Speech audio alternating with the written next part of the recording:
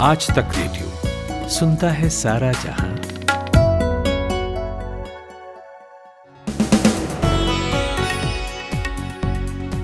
नमस्कार, आदाब। 7 दिसंबर मंगलवार आज तक रेडियो पर यह है दिन भर। मैं हूं जमशेद कमर सिद्दीकी। शुरुआत करेंगे आज उत्तर प्रदेश से, जहां एक तरफ पूर्वांचल को साधती बीजेपी है तो वहीं पश्चिमी उत्तर प्रदेश में अपनी स्थिति मजबूत करने की कोशिश करती समाजवादी पार्टी और राष्ट्रीय लोकदल है। प्रधानमंत्री ने गोरखपुर में जिस एम्स का आज उद्घाटन किया वो इलाज के लिहाज से कितना तैयार है उस पर बात करेंगे, और पश्चिमी यूपी में जयंत चौधरी और अखिलेश यादव का साथ क्या कमाल कर पाएगा। फिर बात करेंगे किसान आंदोलन की और बताएंगे कि क्या कल आंदोलन खत्म हो सकता है। कुछ रिपोर्ट्स में कहा गया है कि सरकार एमएसपी के मुद्दे पर लिखित अश्योरेंस देने को तैयार है। ऐसे में क्या सरकार के लिखित अश्योरेंस दिए जाने से आंदोलन कर रहे किसान वापस हो जाएंगे या वो कानून पर अड़े रहेंगे। बात होगी फिर ओमिक्रॉन वेरिएंट से निपटने के लिए एक सरकारी सावधानी और सतर्कता की जो समस्या हुई जा रही है। तस्वीरें एयरपोर्ट की हैं और वहां लंबी चौड़ी भीड़ है। क्या है इसकी वजह और किन परेशानियों से जूझना पड़ रहा है एयरपोर्ट एडमिनिस्ट्रेशन और यात्रियों को। आखिर में बात लगभग 20 साल पहले वजूद में आने वाले राज्य उत्तराखंड की। यहाँ की एक बड़ी आबादी पहाड़ों पर रहती है, लेकिन पिछले कुछ सालों में ये पहाड़ी लोग वहां से अपने घर जमीन छोड़कर तराई और शहरों की ओर पलायन करने को मजबूर हुए हैं। किस मजबूरी के हैं ये लोग शिकार, और क्या ये पलायन अगले साल होने जा रहे चुनाव का मुद्दा बन पाएगा? इस सब पर बात करेंगे, मगर उससे पहले 60 सेकेंड्स हेडलाइन सुनिए खुशबू कुमार से। शुक्रिया जमशेद। सिंघू बॉर्डर पर संयुक्त किसान मोर्चे की मीटिंग खत्म। बुधवार को फिर होगी केंद्र के प्रस्ताव पर चर्चा। लखनऊ में लगी धारा 144 कोविड के बढ़ते संक्रमण के मद्देनजर भी जारी हुए दिशा निर्देश। होम मिनिस्ट्री ने टेरर फंडिंग रोकने के लिए CFT सेल का किया गठन। कांग्रेस की रैली पर रोक की याचिका हाईकोर्ट में हुई खारिज। वहीं 8 दिसंबर को कांग्रेस की संसदीय दल की बैठक को संबोधित करेंगी सोनिया गांधी। राज्यसभा की कार्यवाही 8 दिसंबर को सुबह 11 बजे तक के लिए हुई स्थगित। इंग्लैंड से नागपुर आए मां बेटी कोरोना पॉजिटिव, जीनोम सीक्वेंसिंग के लिए भेजे गए सैंपल। आगरा में बिना जांच कराए 45 विदेशी पर्यटक लापता। स्वास्थ्य विभाग और लोकल इंटेलिजेंस यूनिट तलाश में जुटे। धमकी और शिकायत के बीच stand up comedian Munawar Faruqui को गुरुग्राम शो से हटाया गया। आज पुतिन से वीडियो कॉल पर बात करेंगे बाइडेन। यूक्रेन मुद्दे पर रहेगा फोकस। और महबूबा मुफ्ती बोली, गांधी का भारत गोडसे के भारत में बदल रहा है। पहले भारत पाकिस्तान के लोग एक दूसरे के लिए खुश होते थे। आप सुन रहे हैं आज तक रेडियो। तो दिन भर सुन रहे हैं आप। सबसे पहले बात उत्तर प्रदेश में अगले साल होने वाले विधानसभा चुनाव की। सबसे बड़ा राज्य, बड़ी बड़ी रैलियां और रैलियों में अपनी नसीब संवर जाने का उम्मीद लिए लोग, हर कोई एक दूसरे की ओर उम्मीद से देख रहा है कि बस इनका साथ मिल जाए और बात बन जाए। इसी कड़ी में अगर हम देखें तो प्रदेश के 156 सीटों वाले पूर्वांचल को ज्यादा से ज्यादा अपने पाले में करने के लिए बीजेपी हर कोशिश कर रही है। इसी के तहत आज प्रधानमंत्री नरेंद्र मोदी गोरखपुर पहुंचे, जहां उन्होंने 10,000 करोड़ से बने खाद कारखाने, एम्स और बाबा राघव दास मेडिकल कॉलेज के रीजनल मेडिकल रिसर्च सेंटर का उद्घाटन किया। साथ ही प्रधानमंत्री ने आज गोरखपुर में रैली को भी संबोधित किया और समाजवादी पार्टी की लाल टोपी पर निशाना साधा। सुनिए। आज पूरा यूपी भली भांति जानता है कि लाल टोपी वालों को लाल बत्ती से मतलब रहा है। उनको आपके दुख तकलीफ से कोई लेना देना नहीं है। पहले की सरकारों ने अपराधियों को संरक्षण देकर यूपी का नाम बदनाम कर दिया था। आज माफिया जेल में है और निवेशक दिल खोलकर यूपी में निवेश कर रहे हैं। यही डबल इंजन का डबल विकास है। तो आज प्रधानमंत्री के गोरखपुर दौरे का हासिल क्या रहा, और जिस गोरखपुर एम्स का आज उद्घाटन किया गया है वो इलाज के लिहाज से कितना तैयार है, यही पूछा मैंने आज तक रेडियो रिपोर्टर कुमार अभिषेक से, जिन्होंने आज प्रधानमंत्री के इस दौरे को कवर किया। देखिए, आज की रैली 2 मायनों में बेहद महत्वपूर्ण है। पहला ये कि पूर्वांचल को लेकर के जो बीजेपी के ड्रीम प्रोजेक्ट थे, खासकर योगी आदित्यनाथ के, और जिसे प्रधानमंत्री ने भी डबल इंजन की बात कह के इस प्रदेश को दिया था, वो आज पूरा हो गया। बहुत समय से ये मांग रही है पूर्वांचल में कि गोरखपुर में एक एम्स बनाया जाए, क्योंकि गोरखपुर बिहार से और साथ साथ नेपाल से सटता हुआ इलाका है। यहाँ पर दिमागी बुखार से पिछले 1.5 दशक में हजारों बच्चों की मौत हुई। लोगों की मांग रही थी एम्स बने। आज वो एम्स बन करके तैयार हुआ और उसका आज लोकार्पण किया। प्रधानमंत्री मोदी ने खुद इसका शिलान्यास भी किया था। और दूसरा जो लोकार्पण था वो खाद कारखाने का था। 1968 में शुरू हुआ ये खाद कारखाना 1990 आते आते बंदी के कगार पर पहुंच गया और लगभग बंद हो गया था। लेकिन जब केंद्र में पीएम मोदी की सरकार आई और फिर योगी की सरकार आई, तो इन लोगों ने कारखाने को दोबारा से चालू कराया, चालू करने की प्रक्रिया शुरू की। पहले उसका शिलान्यास किया और आज फिर उसका लोकार्पण हुआ। तो पूर्वांचल और खासकर गोरखपुर और उसके आसपास के जिलों के लिहाज से देखा जाए तो दो बड़ी सौगातें आज प्रधानमंत्री ने देश को समर्पित किया, पूर्वांचल और उत्तर प्रदेश को समर्पित किया। एम्स जो गोरखपुर है, ये पिछले कुछ दिनों से इसकी ओपीडी शुरू हो गई थी अनौपचारिक तौर पर। 14 ओपीडी चल रहे थे और आज 16 और उसमें ऐड किए गए, यानी कि कुल 30 विभागों के ओपीडी आज से शुरू हो गए।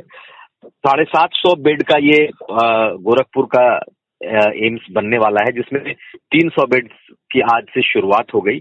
लगभग 450 बेड जो अगला फेज है उसमें पूरा होगा आने वाले कुछ सालों में। लेकिन एम्स में आज की स्थिति में अगर 30 विभाग शुरू हो गए हैं और ओपीडी शुरू हो गई है, इमरजेंसी एक शुरू की गई है, इसके साथ साथ 2 ओटी की भी शुरुआत हो रही है, तो ये धीरे धीरे फंक्शनल हो रहा है। आज की शुरुआत के बाद माना यह जा रहा है कि आने वाले कुछ साल अभी लगेंगे इस पूरे एम्स को पूरी तरीके से कंप्लीट होने में, क्योंकि ये पहला फेज था, शुरुआत करने की शुरुआत थी। तो एम्स की एक शुरुआत इस वक्त आज प्रधानमंत्री ने कर दी। अब देखना यह है कि दूसरे फेज के साथ ही ये कब कितनी जल्दी पूरा होता है। प्रधानमंत्री के पूर्वी यूपी दौरे से इतर समाजवादी पार्टी और रालोद पश्चिमी यूपी में अपनी राजनीतिक पोजीशन मजबूत करने में लगी थी। गठबंधन के बाद पहली बार अखिलेश यादव और जयंत चौधरी आज मेरठ में मंच पर एक साथ दिखाई दिए। इस दौरान उन्होंने जमकर बीजेपी पर जुबानी तीर छोड़े। मैं जो देख रहा हूं जन सैलाब, ये जन सैलाब बता रहा है कि इस बार पश्चिम में भारतीय जनता पार्टी का सूरज डूब जाएगा। ये उत्साह और जोश देख करके मैं कह सकता हूं, बताओ हमेशा के लिए डूबेगा कि नहीं डूबेगा? ये उत्साह बता रहा है कि इस बार किसानों का इंकलाब होगा और 22 में बदलाव होगा।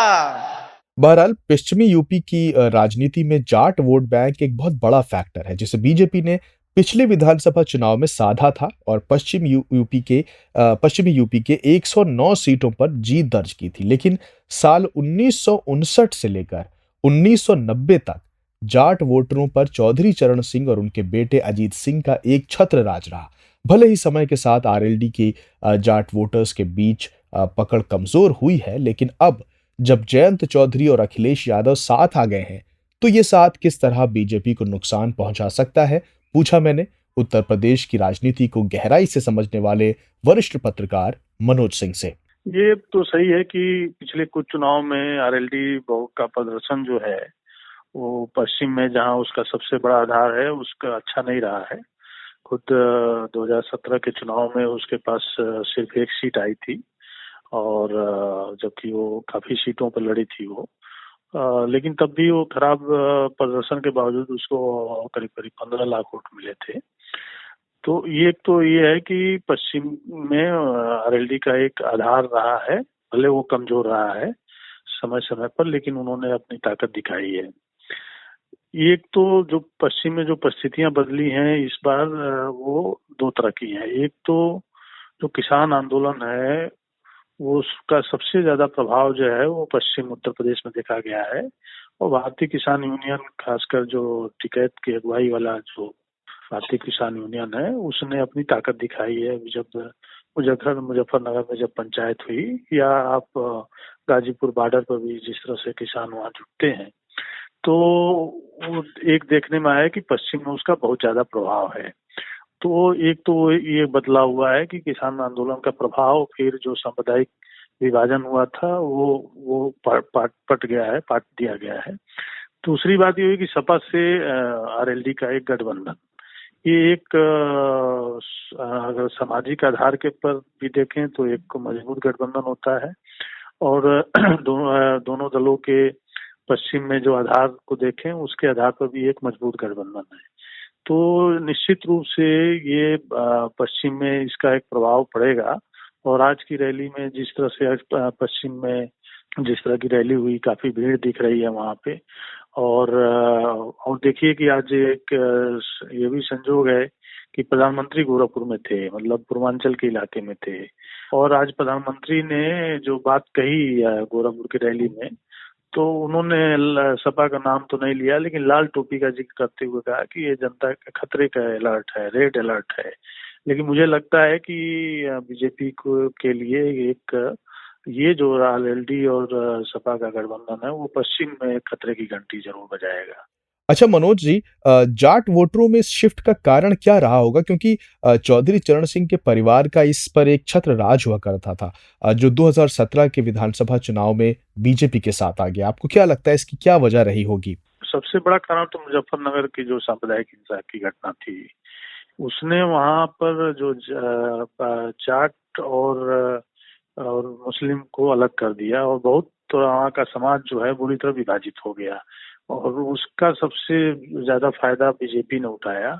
और ये आप देखिए कि चाहे वहाँ किसान आंदोलन भारतीय किसान यूनियन का रहा हो, शुरू से ही महेंद्र सिंह टिकैत के साथ जो है वो उन्होंने अपने जीते जी हमेशा ये कोशिश की कि वहाँ जो किसान एकता बनी रहे, और उन्होंने कभी भी धर्म के आधार पर या जात के आधार पर उसके विभाजन को हमेशा रोका। और उनके साथ उस इलाके के सभी जो मुस्लिम बड़े किसान नेता थे वो सब उनके साथ रहते थे। लेकिन ये मुजफ्फरनगर की हिंसा के बाद वो टूट गया, और उसके वजह से सीधा जो चूंकि भारतीय किसान यूनियन या तो चुनाव लड़ती नहीं है, तो उसका जो राजनीतिक फायदा आरएलडी को मिलता था वो उसको फायदा नहीं मिला, और जाट भी उससे दूर होकर भाजपा में शिफ्ट हो गए। अभी क्या है कि एक तो जाट आरक्षण को लेकर वो उनके अंदर बीजेपी से एक बार नाराजगी हुई थी, लेकिन बीजेपी ने उनको आश्वस्त करके मना लिया। लेकिन फिर किसान आंदोलन ने, और वो पूरा पश्चिम का बेल्ट जो गन्ना किसानों का बेल्ट है, वहाँ बहुत सारी चीनी मिलें हैं, और वहाँ की खेती में भी जो गन्ने को लेकर जो एक दाम नहीं बढ़ा, पूरे ये सरकार जो बीजेपी की रही है उसने भी दाम नहीं बढ़ाया है। अब जाके अब चुनावी बेला आई है तो उस गन्ने का दाम बढ़ाया। पेमेंट जो टाइम से होने का मामला था वो भी बीजेपी उस पर हल नहीं कर पाई। करीब अभी भी 4,000 करोड़ रुपया गन्ना मूल्य बकाया है। तो ये कुछ गन्ना किसानों के जो इशू हैं, किसानों के जो मुद्दे हैं, और फिर जो एक सांप्रदायिक विभाजन जो किसान आंदोलन के जरिए पता है, जिसको तोड़ने में जो विभाजन हुआ था उसको खत्म करने में एक जो मदद मिली है, तो वो उसके वजह से रालोद को मजबूती मिल सकती है, और रालोद की कमजोरी का भी यही कारण था। बहुत बहुत शुक्रिया हमसे बात करने के लिए मनोज सिंह।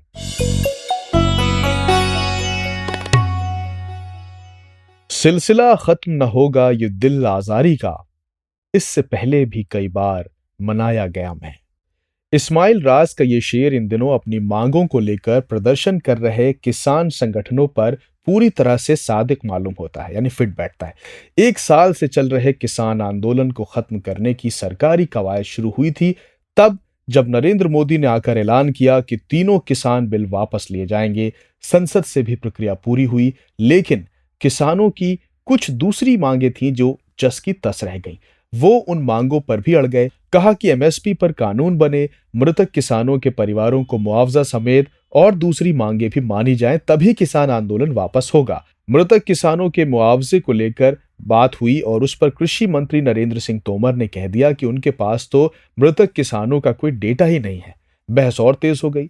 बहस में अपने हिस्से की बात कहने के लिए कांग्रेस नेता राहुल गांधी शरीक हुए आज सदन की कार्रवाई में, और कहा कि अगर सरकार के पास उन किसानों का नाम नहीं है जिनकी इस आंदोलन में जान गई है, तो ये डेटा मैं आपको देना चाहता हूं। आप किसानों को उनका हक दीजिए। और जो आपकी सरकार कह रही है कि ये कोई भी किसान शहीद नहीं हुआ है या उनके नाम आपके पास नहीं है, तो ये नाम यहां है। और मैं चाहता हूं, ये देख लीजिए, मैं चाहता हूं कि जो इनका हक है और जो प्रधानमंत्री ने कहा है, जो माफी मांगी है, उनका हक पूरा होना चाहिए और उनको कॉम्पेंसेशन और रोजगार मिलना चाहिए। धन्यवाद। इससे इतर आज सिंघू बॉर्डर पर संयुक्त किसान मोर्चा की अहम बैठक हुई और बैठक में आंदोलन के आगे की रणनीति क्या हो, इस पर चर्चा हुई। दरअसल कहा जा रहा है कि केंद्र सरकार की तरफ से 6 मांगों को लेकर संयुक्त किसान मोर्चा को पत्र मिला था, जिस पर यह बैठक हुई। कल 2 बजे संयुक्त किसान मोर्चा की बैठक फिर से होगी, जिसमें आखिरी फैसला लिया जाएगा। आज तक रेडियो रिपोर्टर ऐश्वर्या पालीवाल दिन भर के इन घटनाक्रमों पर नजर रखे हुई थी। हमने उनसे ही बात की और जाना कि आंदोलन और बातचीत अब आगे क्या रुख लेती हुई नजर आ रही है। आज एसकेएम की काफी बड़ी मीटिंग थी, जिसके अंदर जितने भी फार्म यूनियंस एसकेएम के तहत आते हैं वो सभी लोग मिले। 5 लोग राकेश टिकैत के जो बीकेयू संगठन जो है भारतीय किसान यूनियन, 5 लोग वहां से भी आए थे इस मीटिंग के अंदर शामिल होने।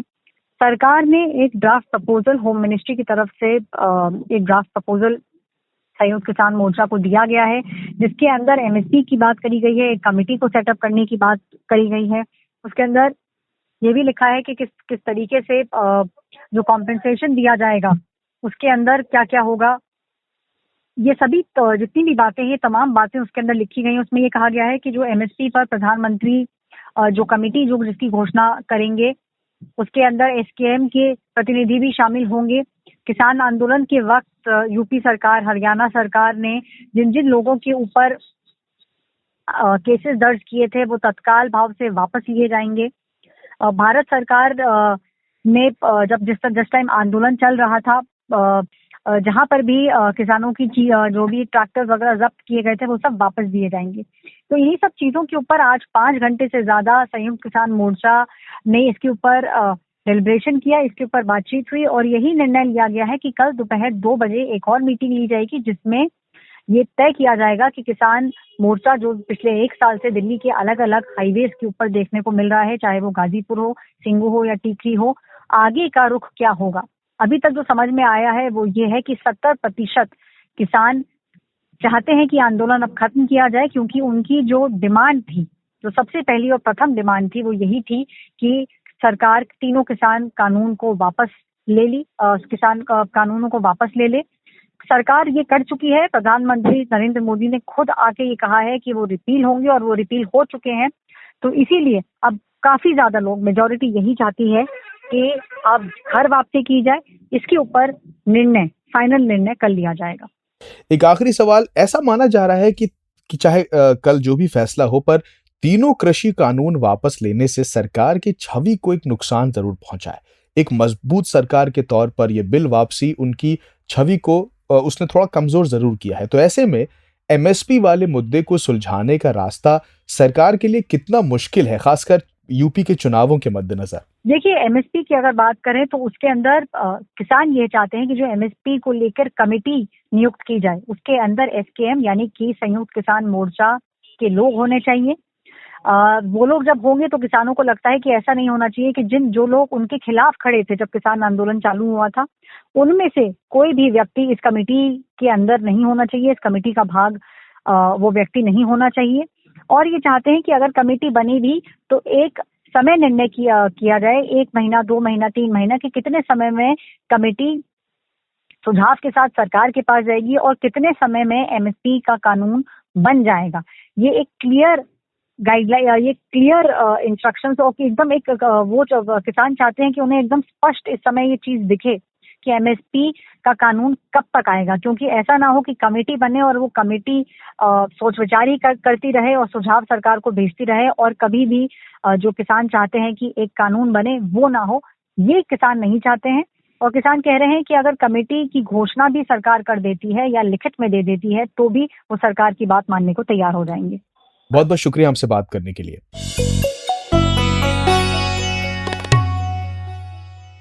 बात अब कोरोना के नए वेरिएंट ओमिक्रॉन की, जिसके भारत में अब तक 23 केसेस मिल चुके हैं। साथ ही बाकी देशों में ये जिस तेजी से अपने पैर पसार रहा है वो कई तरह की आशंकाओं को आहट दे रहा है। कहाँ बात कोरोना के कम आते नंबर्स और वैक्सीनेशन के कीर्तिमान गढ़ने की हो रही थी, लेकिन अब डिस्कशन तीसरी लहर की सुगबुगाहटों पर होने लगा है। कल ही हमने सुनवाया था कि मुमकिन है फरवरी तक पीक आ सकती है, लिहाजा सरकार अलर्ट मोड पर है। सख्त निगरानी की वजह से संक्रमितों का पता लगाया जा रहा है और उनके संपर्क में आए लोगों की भी तलाश की जा रही है। लेकिन इसकी वजह से देश में हवाई यात्रा को लेकर एक बार फिर से उआपोह की स्थिति बन रही है। घरेलू विमान यात्रियों को दिक्कत ये हो रही है कि हर राज्य ने एयरपोर्ट पर कोविड टेस्ट को लेकर अलग अलग नियम बना रखे हैं। टर्मिनल से बाहर निकल रहे यात्रियों के चेहरे पर घंटों इंतजार की नाराजगी साफ नजर आती है। वहीं यात्रियों को दिक्कत जांच के लिए जो फीस बढ़ाई गई है उससे भी है। दरअसल ओमिक्रॉन से निपटने के लिए सावधानी के तौर पर एयरपोर्ट्स पर जो सतर्कता बरती जा रही है, लेकिन इस सतर्कता से जो समस्या खड़ी हो रही है वो है एयरपोर्ट्स पर लोगों की इकट्ठा होती भीड़ से। ऐसे में ये उपाय कहीं संकट ना बढ़ा दे, इसी का पता लगाने के लिए आज तक radio reporter Anisha Mathur Indira Gandhi international airport पहुंची और वहां के हालात का जायजा लिया। हमने उनसे बात की और पूछा कि एयरपोर्ट पर उन्होंने क्या देखा समझा, साथ ही किन परेशानियों से जूझना पड़ रहा है एयरपोर्ट एडमिनिस्ट्रेशन और यात्रियों को। देखिए, इस वक्त जो है दिल्ली एयरपोर्ट पे क्योंकि यात्री काफी हैं, लेकिन क्योंकि कोविड के केसेस बढ़ रहे हैं और ये नया जो ओमिक्रॉन का खतरा आया है, उसकी वजह से एक तो जो एट रिस्क कंट्रीज जिनको डिजिग्नेट किया गया है, जैसे अफ्रीकन कुछ कंट्रीज हैं, यूरोप की कंट्रीज हैं, इंग्लैंड है, कुछ और कंट्रीज हैं जिनको एट रिस्क घोषित किया गया है, तो वहां से जो भी कोई फ्लाइट आ रही है उसमें से जो भी लोग आ रहे हैं उनकी टेस्टिंग जरूरी है, जो कि एयरपोर्ट पे ही की जा रही है। दूसरा, भारत से भी जो फ्लाइट्स जा रही हैं तो उनमें भी कोई भी अगर ट्रैवल कर रहा है तो ट्रैवल से पहले आरटीपीसीआर या रैपिड एंटीजन टेस्ट का होना जरूरी है। तो इस वजह से एयरपोर्ट पे क्या हो रहा है कि जो लोग वैक्सीनेटेड भी हैं वो भी टेस्ट करवा रहे हैं, जिन लोगों की पूरी वैक्सीनेशन नहीं हुई वो भी टेस्ट करवा रहे हैं। और फिलहाल जो हमारे को दिल्ली एयरपोर्ट अथॉरिटी ने कहा है, उनके पास 120 रैपिड पीसीआर टेस्ट मशीन्स हैं, क्योंकि बहुत सारे लोग जो हैं वो रैपिड पीसीआर टेस्ट को प्रेफर कर रहे हैं, तो उसकी वजह से उन्होंने मशीनें बढ़ा दी हैं। लेकिन जो इतने सारे लोग आ रहे हैं और क्योंकि टेस्ट की रिपोर्ट में भी टाइम लगता है, उसकी वजह से लोग टेस्ट की रिपोर्ट के लिए रुकते भी हैं, इंतजार भी करते हैं। इसलिए अराइवल्स पर भी और डिपार्चर पर भी जहां पर लोग आके रुके हैं और टेस्ट के बाद अपनी रिपोर्ट का इंतजार कर रहे हैं या टेस्ट करवाने का इंतजार कर रहे हैं, वहां पर काफी अच्छी खासी भीड़ हो रही है। हालांकि अराइवल्स एरिया जो कि अंदर है, जहां पे बाहर से लोग आते हैं, वहां पर मीडिया को जाने की इजाजत नहीं है, लेकिन वहां पर भी हमें यही बताया गया है एयरपोर्ट की तरफ से कि 35 मशीनें लगाई गई हैं और अगले 2-3 दिन में उसका नंबर बढ़ाया जाएगा ताकि टेस्ट जो है जल्द से जल्द हो सके और रिपोर्ट जल्द से जल्द आ सके। डिपार्चर एरिया जो है, जहां पर हम गए थे देखने की क्या हाल है, 6, 8 या 14 घंटे पहले भी लोग आके एयरपोर्ट पर अपना टेस्ट करवा रहे हैं और उसके बाद वहीं पर रुक रहे हैं। हमें इनफैक्ट एक सज्जन मिले जो कि लुधियाना से आए थे, जिनको दिल्ली से फ्लाइट पकड़नी थी, जो कि अपनी फ्लाइट से कुछ 24 घंटा पहले आ गए थे, क्योंकि उन्हें दिल्ली पहुंचना था पहले, उसके बाद टेस्ट करवाना था और उसके बाद उन्होंने कहा कि टेस्ट की रिपोर्ट क्योंकि 6 घंटे बाद मिलेगी तो वो एयरपोर्ट पर ही रुकेंगे ताकि कोई गड़बड़ ना हो। इस वजह से काफी परेशानी हो रही है, क्योंकि दिल्ली एयरपोर्ट में सिर्फ दिल्ली के ही पैसेंजर्स नहीं बल्कि देश भर से यात्री जिनको कोई कनेक्टिंग फ्लाइट लेनी है, वो भी लोग दिल्ली एयरपोर्ट पर ही आके देश से बाहर जाने से पहले अपना टेस्ट करवा रहे हैं। तो इसकी वजह से भीड़ काफी है, यात्रियों की संख्या काफी ज्यादा है। अनीशा, इस भीड़ से निपटने के लिए सरकार का कुछ प्लान है? क्योंकि अगर ये आगे कंटिन्यू होगा तो जाहिर है फिर वही चूक हमसे दोबारा होगी जो दूसरी लहर की शुरुआत में हुई थी। देखिए, सरकार फिलहाल कोशिश यही कर रही है कि एक तो पैसेंजर्स को ये कहा जा रहा है कि आप टेस्ट आपने अगर करवाया नहीं है तो बाहर से करवा लीजिए, वरना जैसे मैं कह रही थी कि प्री बुकिंग कर लें टेस्ट की, ताकि आपको 6 या 8 घंटा पहले ना आना पड़े। तो फिर आप आए, rapid PCR test, rapid antigen test करवाएं, जिसका रिजल्ट 90 मिनट में आ जाता है, और फिर अपनी फ्लाइट के हिसाब से देख लें। तो सरकार की तरफ से एक तो मशीनें भी बढ़ाई जा रही हैं, जो जैसे मैंने बताया अभी 120 मशीनें लगाई गई हैं, जिनमें से 35 जो है अराइवल्स एरिया में हैं। अभी मशीनों को भी बढ़ाने की बात हमें बताई गई थी, लेकिन लोगों को भी ये बताया जा रहा है कि प्री बुकिंग कर लें ताकि आपको भीड़ लगा के लाइन में ना लगना पड़े। हालांकि क्योंकि इस वक्त फ्लाइट्स आ रही हैं और अब आप देख रही हैं वेस्ट में खास तौर से यूरोप अमेरिका वगैरह में, क्योंकि दिसंबर आ गया है, साल खत्म हो रहा है, तो बहुत लोग छुट्टियां भी मना रहे हैं। तो लोग भारत भी आ रहे हैं अपने परिवार से मिलने, भारत के लोग भी बाहर जा रहे हैं अपने परिवारों से मिलने, तो इसकी वजह से लगातार भीड़ बढ़ती जा रही है। लेकिन कोशिश यही की जा रही है कि लोगों में अवेयरनेस जगाई जाए ताकि लाइन लगा के आपको वहां पर बैठना ना पड़े। बहुत बहुत शुक्रिया हमसे बात करने के लिए अनीशा माथुर। छुट्टियां मनाने का जी करे या फिर प्रदूषण से ऊब कर आप अपने फेफड़ों को साफ हवा की संजीवनी देना चाहते हो तो कहां जाएंगे? हसीन वादियों में, पहाड़ों में, है ना? तरसते रहते हैं हम कामकाजी लोग वहां जाने के लिए, और जब तक जाते नहीं सोशल मीडिया पर तस्वीरें देखकर संतोष कर लेते हैं, पहाड़ों की तस्वीरें। लेकिन आपसे कहा जाए कि पर्यटन के लिए मशहूर पहाड़ों को छोड़कर वहां के बाशिंदे पलायन कर रहे हैं, तो क्या आप यकीन करेंगे? ऐसा हो रहा है। उत्तराखंड, जो हिमालय के फुट हिल्स में बसा है, साल 2000 में उत्तर प्रदेश से अलग होकर नया राज्य बना। अपनी धार्मिक अहमियत और नेचुरल ब्यूटी के लिए वो मशहूर है, मगर कई प्राकृतिक आपदाओं का गवाह भी रहा है। तो पहाड़ों से पलायन क्यों हो रहा है? क्या मजबूरी है उत्तराखंड के लोगों की, और कौन से वो फैक्टर्स हैं जिनके चलते गांव के गांव सूने पड़ते जा रहे हैं? ये पूछा मैंने ग्राउंड जीरो पर रहकर इसे समझने वाले आज तक रेडियो रिपोर्टर आशुतोष मिश्रा से। देखिए, जाहिर है पलायन के लिए या कहीं पर आपको रहने के लिए कुछ बुनियादी चीजें चाहिए। बेहतर शिक्षा मिले, बेहतर स्वास्थ्य सेवाएं मिले, और उसके साथ साथ कि आपको रोजगार के कुछ साधन हो ताकि आपका घर चलता रहे, रोजी रोटी चलती रहे। पहाड़ के जो ऊपरी इलाके हैं, यानी जिनको सुदूर पहाड़ी इलाके हैं, वहाँ इन चीजों की कमी है। धीरे धीरे हालांकि प्राइमरी स्कूल, स्वास्थ्य केंद्र खुलने लगे हैं, लेकिन जब बड़ी समस्या आती है तो अभी भी उन्हें दूर शहरों तक जाना पड़ता है, घंटों लग जाते हैं। कनेक्टिविटी गाँव तक पहुंच तो रही है, लेकिन जो ऊपरी इलाकों में रहते लोग, वहां पर सड़कें नहीं है। ऐसे में मरीज को लेकर के नीचे आना तो कई बार तो मृत्यु हो जाती है इलाज के अभाव में। और दूसरा सबसे बड़ी समस्या नजर आती है वो है इस समय बेरोजगारी। वो इतनी ज्यादा है कि नौकरियां है नहीं, और मजबूरी में लोगों को तराई की ओर जाना पड़ता है या दूसरे शहरों में जा रहे हैं ताकि 4 पैसे कमा सके। और उसके चलते ये पलायन आज नहीं, लगभग कई दशकों से हो रहा है। तो हमने जो देखा टिहरी के कई सारे इलाकों में कि गांव के गांव कुछ 10 साल पहले खाली हुए, कुछ 20 साल पहले खाली हुए, कुछ लोग कस्बों में चले गए, तो कुछ देहरादून, ऋषिकेश, दिल्ली, मुंबई चले गए। सबसे ज्यादा बच्चे जो हैं युवा, वो रोजगार के लिए बड़े शहरों में जा रहे हैं। यहाँ से रेस्टोरेंट में काम करते हैं, ढाबों पर काम करते हैं, पुलिस और फौज की भर्ती के लिए भर्तियों का इंतजार करते हैं कि नौकरी मिले, लेकिन वो नहीं होता है। तो आखिरकार कब तक कोई घर बैठेगा? घर चलाना जरूरी है। तो मुझे लगता है कि ये जो बुनियादी सुविधाओं का अभाव और खासकर रोजगार की जो समस्या है, बेरोजगारी जो सबसे बड़ी मुंबई खड़ी है, वो एक बड़ी वजह दिखाई पड़ती है कि पहाड़ों से पलायन बदस्तूर जारी है। और खासकर कुछ जिले जैसे टिहरी है, पौड़ी, गढ़वाल, रुद्रप्रयाग, इन जिलों में सबसे ज्यादा असर है इसका।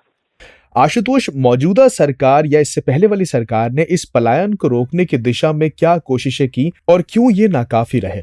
देखिए, हम इस बारे में लोगों से जब बात करते थे, स्थानीय प्रतिनिधियों से बात करते थे, तो दो टूक तो एक कहते हैं कि जैसे मौजूदा सरकार है तो इसने तो इसके लिए बाकायदा कमीशन बना दिया था कि पलायन रोकने के लिए आखिर क्या क्या सुझाव दिए जा सकते हैं, कहाँ कहाँ पर हो सकते हैं। तो आयोग बने हैं इस सरकार में, पहले भी बने हैं, लेकिन जमीनी तौर पर ठोस तरीके से कुछ दिखाई नहीं पड़ता। मसलन की कोई निवेश नहीं है। कई लोग ये सुझाव देते हैं कि जैसे आपने मसूरी में IAS केंद्र बना दिया है ताकि वो अच्छे माहौल में पढ़ सकें, क्यों नहीं पहाड़ों के जो कई सारे शहर है वहां पर ऐसे आप स्कूल बनाएं, यूनिवर्सिटी बनाएं, कॉलेज बनाएं, इंजीनियरिंग कॉलेज बनाएं, मेडिकल कॉलेज बनाएं। इससे निवेश आएगा, बच्चे यहाँ पढ़ने आएंगे, अच्छा माहौल भी मिलेगा और साथ पास के लोगों को कारोबार भी मिलेगा, रोजी रोटी मिलेगी, तो कोई पहाड़ छोड़कर नहीं जाना चाहेगा। तो उस तौर पर पहाड़ों में एक तो निवेश लाना, दूसरा कि विकास के साथ साथ दूसरी तस्वीर आ जाती है विनाश की कि आप बहुत सारी सड़कें बनाते हैं तो पहाड़ ढलने लगते हैं। कई सारी दूसरी प्राकृतिक भौगोलिक समस्याएं भी यहाँ पर खड़ी हैं।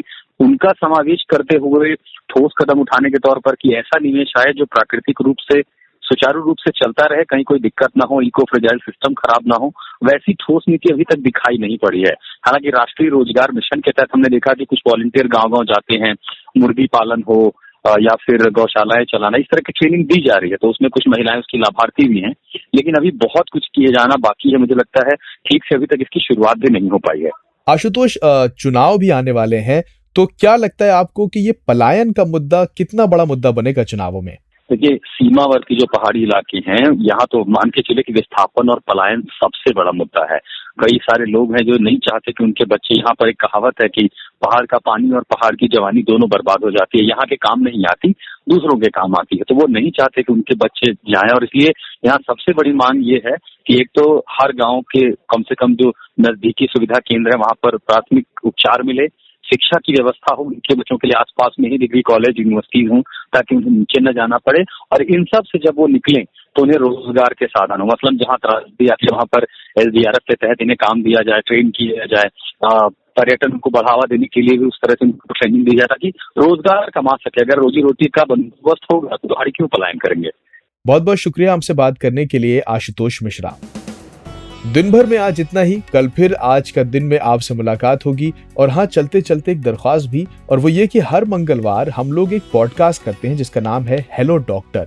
खुशबू कुमार डॉक्टरों से जुड़कर आपके सेहत से जुड़ी काम की सलाह आप तक पहुंचाती हैं। आज उसका नया एपिसोड रिलीज हुआ है। बातचीत हुई है कि कौन सी गलतियों की वजह से किडनी की बीमारी होती है और क्या बचाव आप कर सकते हैं ताकि ये आपको ना हो। तो इसे सुनिए, सुनकर कैसा लगा लिखिए या रिकॉर्ड करके हमें बताइए। हमारा पता है radio@aajtak.com। आप व्हाट्सएप पर हमें वॉइस नोट भेज सकते हैं। हमारा पता है 9953323303। नंबर एक बार फिर 9953323303। आज का दिन भर प्रोड्यूस किया है शुभम तिवारी ने और साउंड मिक्सिंग की है अमृत रेगी ने। मेरा नाम है जमशेद कमर सिद्दीकी। आप सुनते रहिए आज तक रेडियो। नमस्कार।